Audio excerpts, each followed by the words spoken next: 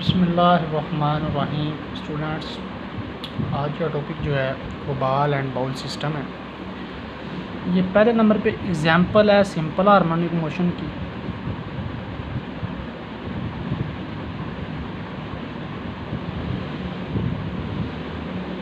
Simple harmonic की ये पहले एग्जांपल है।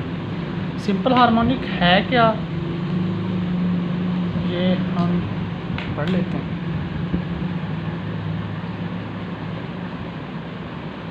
Simple harmonic to and fro motion होती है।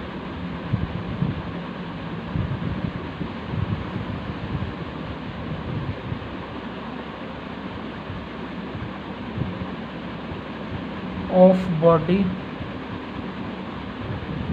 Toward mean position.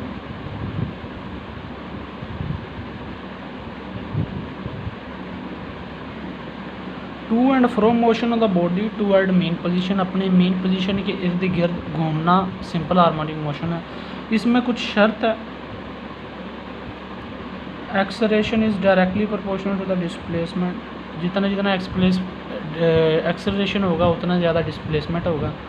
और दूसरी शर्त, body is always directed toward mean position. तो बॉडी हमेशा मेन पोजीशन की तरफ होगी।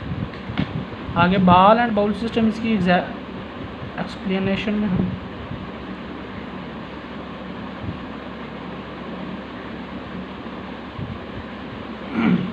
जैसे क्या है एग्जाम्पल होता क्या है कि हम एक बॉल लेते हैं और एक बाउल लेते हैं।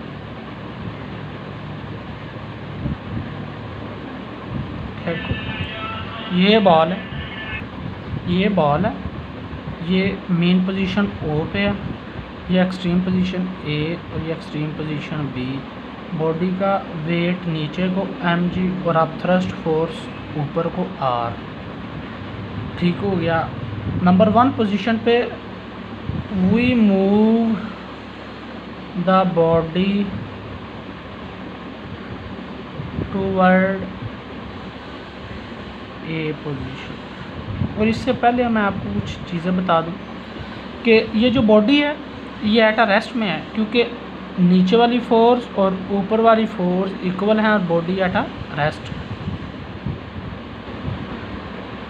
और इसमें दो चीज़ें जो है ना दो फैक्टर मेनली इन्वॉल्व होते हैं। बॉल एंड बाउल सिस्टम में दो फैक्टर इन्वॉल्व होते हैं। हम फैक्टर को डिस्कस कर लेते हैं। कौन से फैक्टर हैं जिनकी वजह से सिंपल हार्मोनिक मोशन होती है। सिंपल हार्मोनिक मोशन के कोई भी एग्जांपल हम पढ़ेंगे उसमें ये दो फैक्टर लाजमी होंगे। पहला है इनर्शिया और दूसरा है रीस्टोरिंग फोर्स।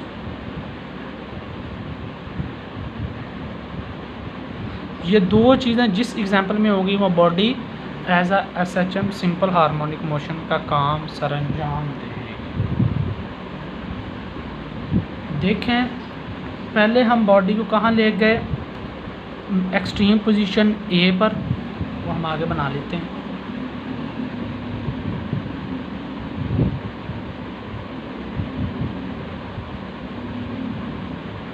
ये मेन पोजीशन। क्या होगा, बॉडी हमेशा टूवर्ड मीन मूव करेगी due to restoring force.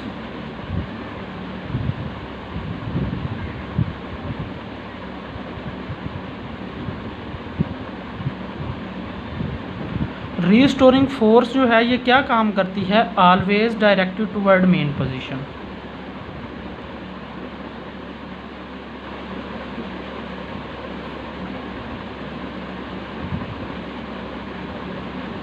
Main position ये जहाँ भी होगी इसका यही काम होगा कि ये बॉडी को उसकी मेन पोजीशन की तरफ लेकर आएगी। लिहाजा हम यहाँ जाके हमने छोड़ दिया, जैसे ही यहाँ छोड़ेंगे तो रीस्टोरिंग फोर्स की वजह से ये बॉल मेन पोजीशन पे आएगी और एट अ मेन पोजीशन इसको स्टॉप करना चाहिए, क्योंकि हम जहाँ से लेके गए थे वहाँ उसको वापस जाना चाहिए। लेकिन नहीं, यहाँ काम कर रहा होता है इनर्शिया। इनर्शिया क्या है? इनर्शिया एक ज़िद है। अगर बॉडी रेस्ट में है तो उसको कीप रेस्ट, तो उसको रेस्ट में रखने की ज़िद करती है, कोशिश करती है। और अगर बॉडी मोशन में है तो उसको कोशिश करती है कि कीप मोशन, उसको मोशन में रखे। लिहाजा यहाँ बॉडी मोशन में होगी तो इनर्शिया क्या करेगा, उसके ऊपर फोर्स लगाएगा और उसको कहेगा चलो ऊपर को। इस इनर्शिया की वजह से ये बॉडी क्या करेगी, ऊपर को जाएगी।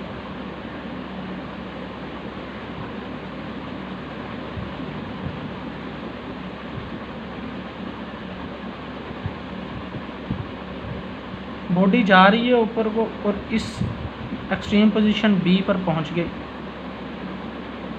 लेकिन यहाँ बॉडी कंप्लीट ऊपर नहीं जाएगी, फिर वापस आएगी रीस्टोरिंग फोर्स की वजह से। यहाँ भी रीस्टोरिंग फोर्स हमेशा उसको बॉडी की मेन पोजीशन की तरफ लेके आएंगे, लिहाजा बॉडी मेन पोजीशन की तरफ आएगी। और जैसे ही बॉडी मेन पोजीशन की तरफ आएगी, इनर्शिया फिर वो करेगा इसको ऊपर, इधर को एक्सट्रीम पोजीशन ए की तरफ भेज देगा, वहाँ से रीस्टोरिंग फोर्स इसको मेन पे लेके आएगी, इनर्शिया फिर इसको दोबारा फिर बी की तरफ भेज देगा। लेकिन हम गौर करेंगे कि चंद लम्हे के बाद बॉडी का डिस्प्लेसमेंट आस्ता आस्ता कम होता जाएगा। पहले अगर बॉडी यहाँ गई थी तो दूसरे वक्त में वो यहाँ जाएगी, तीसरे वक्त में वो यहाँ जाएगी, क्योंकि उसकी फोर्स कम होती जा रही है जो हमने दी थी ना फोर्स वी प्रोवाइड डिक्रीज, वो कम होती जा रही है। क्यों? फ्रिक्शन की वजह से, क्योंकि हर सरफेस में फ्रिक्शन पाई जाती है। फ्रिक्शन क्या है? ऑपोजिट फोर्स है, जो काम कर रही है उसको रोकने की कोशिश करती है, और हर सरफेस में ये फोर्स पाई जाती है। लिहाजा उसको बॉडी को रोकने की कोशिश करेगी और आस्ता आस्ता बॉडी क्या होगा, मेन पोजीशन पे आके कुछ लम्हे के बाद फिर वहीं खड़े हो जाएगी। और सिंपल हार्मोनिक क्या है कि ये बॉडी का अपने इर्द गिर्द के मेन पोजीशन के इर्द गिर्द मूव करना क्या है, simple harmonic motion, to and fro motion. इसमें हमने देखा कि बॉडी एग्जिबिट